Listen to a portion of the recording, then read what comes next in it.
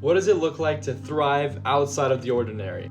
But before we get into that, I have an update coming from last video when I said that I was going to memorize Psalms 23.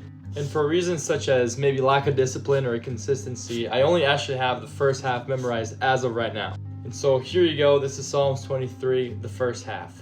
The Lord is my shepherd, I shall not want. He makes me lie down in green pastures. He leads me beside still waters. He restores my soul. He leads me in paths of righteousness for his name's sake. But what does it mean to thrive outside of the ordinary? As a Christian, that means living a life separated from worldly norms, flourishing in purpose and action through God's power. The phrase "not of this world" comes from John 17:16. There's a verse that perfectly describes this term, which is 1 Peter 2:9. It says, "But you are a chosen race, a royal priesthood, a holy nation, a people for his own possession, that you may proclaim the excellencies of him who called you out of darkness into his marvelous light."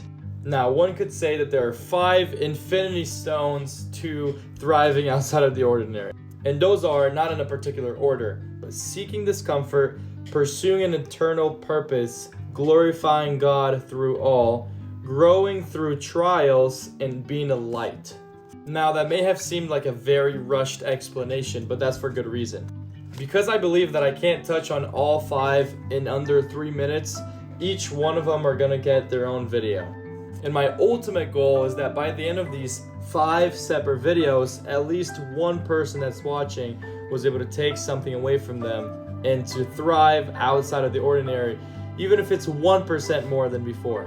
Each episode will come with their biblical backing, but also personal experiences. By the time the 5 videos end, I also hope to have the entirety of Psalms 23 memorized. It's been a challenge. And I also welcome anyone watching this video to memorize that chapter. But yeah, until the next one.